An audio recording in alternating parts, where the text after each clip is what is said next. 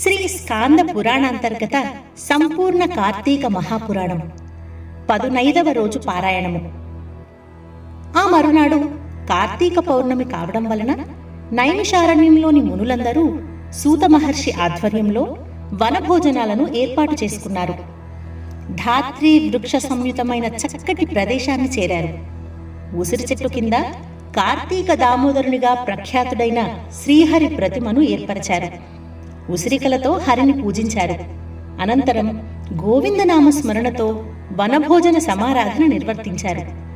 తదనంతర విధులనన్నింటినీ నిర్వహించుకుని సాయంకాల సంధ్యావందనాలు పూర్తి చేసుకున్న వారే తులసీ బృందావనాన్ని ఏర్పరచుకున్నారు. అక్కడ పునః విష్ణువును కార్తీక దామోదర నామునిగా ప్రతిష్ఠించారు. ప్రాణ ప్రతిష్ఠాదుల్ని చేశారు. ఓం శ్రీ తులసీధాత్రీ సమేత కార్తీక దామోదరాయ నమః అంటూ నమస్కరించి దీపారాధనలను చేశారు.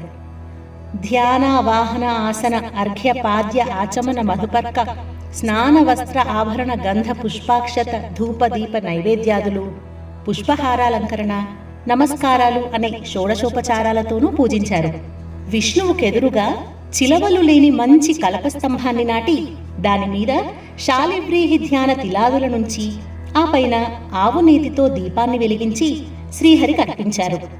అనంతరం కార్తీక మాసాదిగా తాము చెప్పుకొనిన స్కాంద పురాణాంతర్గత విశేషాలను, సోమవార వ్రత కార్తీక పౌర్ణమి స్నానాది పుణ్య సంచయ కథాస్వరూపాలైన తత్వనిష్ణోపాఖ్యానము, శత్రుజిత్ చరితము, వనభోజన మహిమ, దేవదత్తోపాఖ్యానము, అజామిళోపాఖ్యానము, మంధరోపాఖ్యానము, శృతకీర్త్యుపాఖ్యానము, అంబరీషోపాఖ్యానము మొదలైన వానిని పునః పునః మననం చేసుకున్నారు.